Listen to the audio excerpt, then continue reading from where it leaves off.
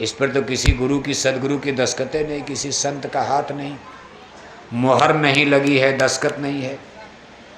यही बात सेठ जी ने कहा कि बेटा मैं निगुरा रह गया, शाकाहारी भी था, सब कुछ किया दान पुण्य, लेकिन निगुरा रह गया। भगवान ने मेरे सारे पूजा पाठ को खारिज करके और मेरी मांस खाने की इच्छा बनी रहती थी। एक गलती और उनसे हो गई थी।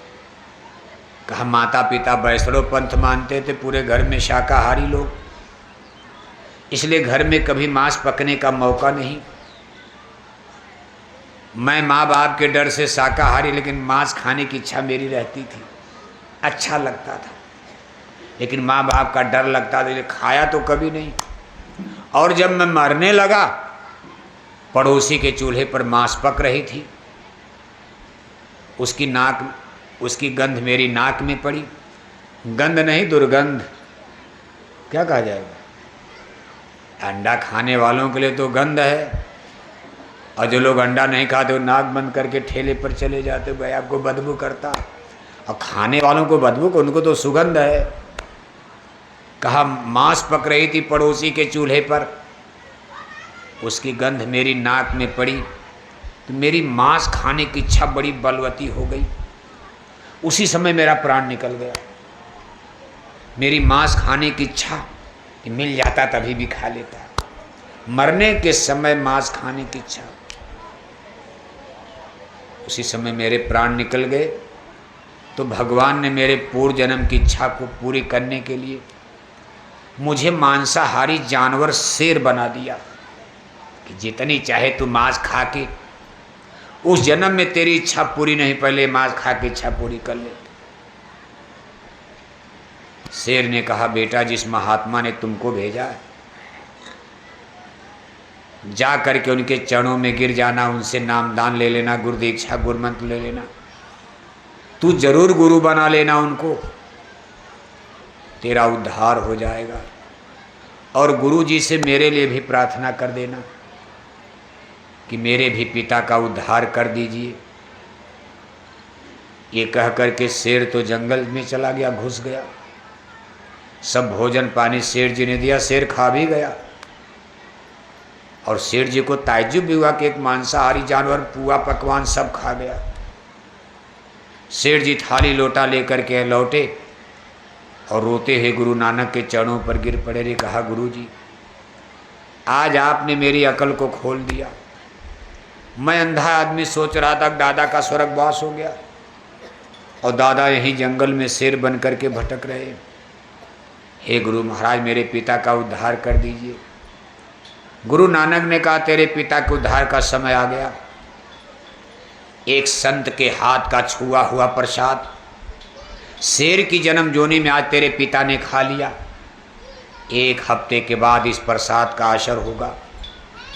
तुम जाकर देखना इसी पीपल के पेड़ के पास तेरा पिता वो शेर मरा मिलेगा, शेर मर जाएगा। उसकी आत्मा को अब मैं निकाल करके मानव जन्म में वापस करूँगा, क्योंकि भजन भक्ति का रास्ता तो मनुष्य ही कर सकता। शेर में गाय में बैल में तो कुछ हो नहीं सकता। इसलिए जरूरी है तेरे पिता का उद्धार करने के लिए कि तुरंत उनको मानव जन्म दिलवाया जाए।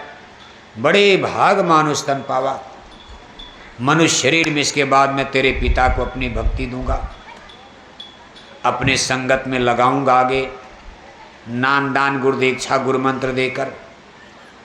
अगले जन्म में पूजा पाठ भजन भक्ति नाम कमाई शब्द कमाई कराकर मैं तेरे पिता का उद्धार जरूर करूंगा। कहने का कुल मतलब यह है कि हमारा आपका मानव जीवन ये गिल्टी और ग्रंथि बहुत कठिन है।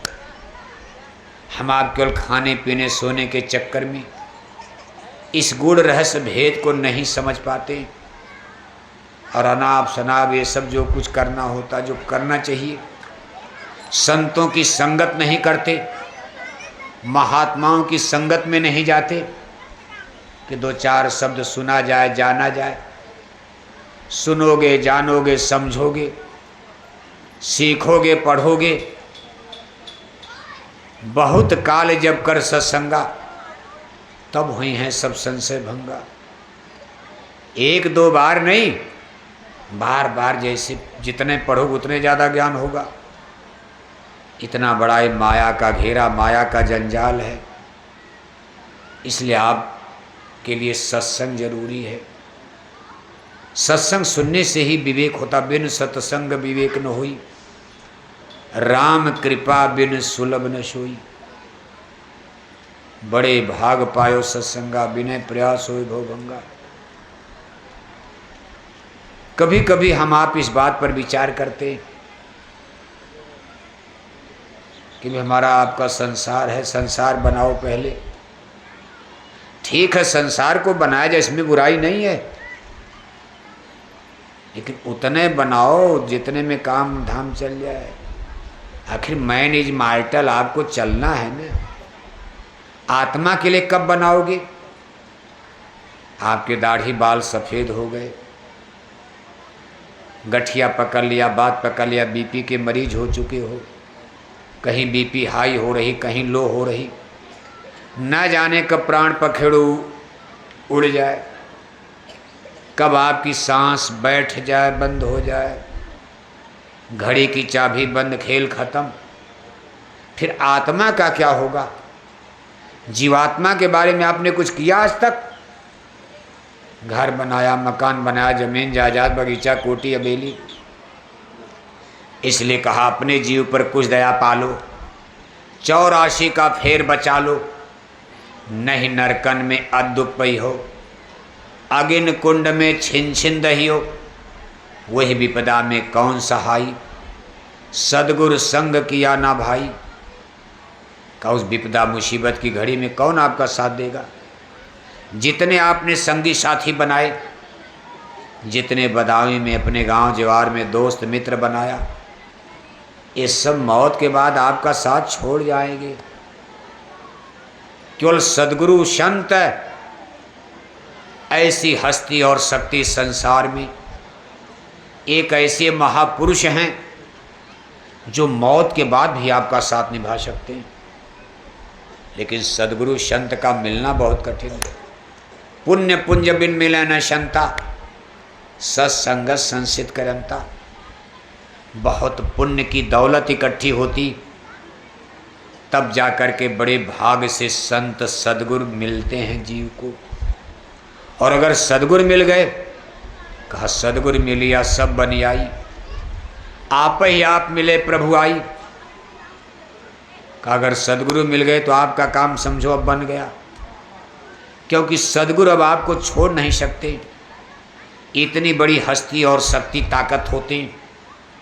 गुरु महाराज कहते थे कि बच्चा मौत के समय जब मरने लगना, दुनिया के लोग आपका साथ छोड़ेंगे, उस समय जय गुरुदेव नाम बोलना, मैं मिलूँगा, मैं आपके कमरे में आपके सामने सिरहाने प्रकट हो जाऊँगा और मैं आपकी मदद करूँगा, आपके साथ मैं चलूँगा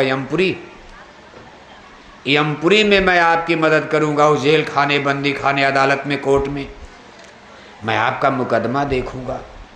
कहा सदगुरु करो वकील, मुकदमा भारी है।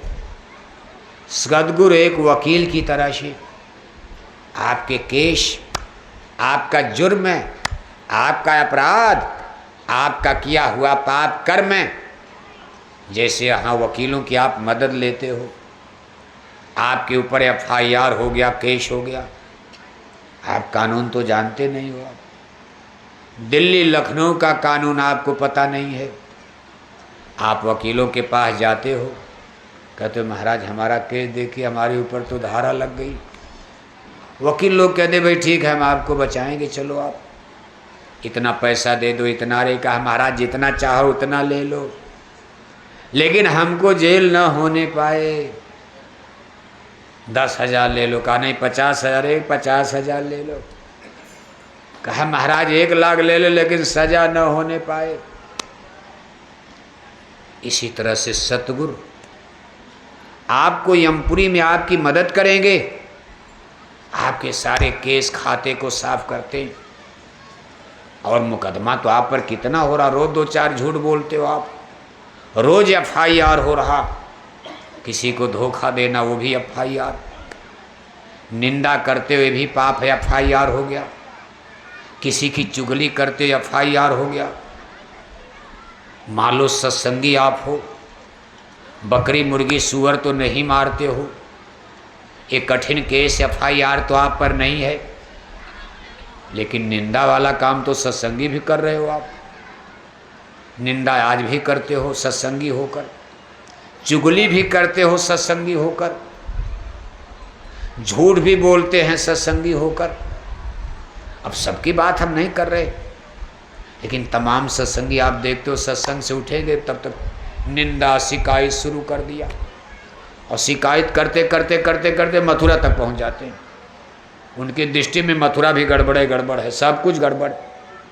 बस अपने को क्लीन चिट देंगे, सबसे अच्छे हम, और यहाँ से लेकर मथुरा का सब कुछ गड़बड़। ये सब आप पर FIR हो जाता। लेकिन सतगुरु सारे दाव पेच से आपकी रक्षा करते, बचाते, हिफाजत करते। लेकिन उनके भी तो कुछ चाहिए। वकील मांगेगा 20,000 तो दे दोगे, और जब गुरु महाराज कहेंगे हमारी फीस, हम आपका इतना बड़ा केस देख रहे हैं, नरकों से बचाएंगे। यहाँ तो फांसी की बात है, फांसी पर तो शरीर चढ़े, आत्मा थोड़ा चढ़ेगी। अरे शरीर को तो ऐसे भी मरना है, यहाँ अगर फांसी भी हो जाएगी शरीर मरेगी, हम न मरे हैं संसार, आत्मा तो मरेगी नहीं। लेकिन वहाँ तो आत्मा को नरक होगा, शरीर थोड़ा जाएगी नरक में। शरीर तो ही आग में जला दी जाएगी, लेकिन फिर भी हम इस शरीर को बचाने के लिए 1-1 लाख रुपया वकील को देते, जज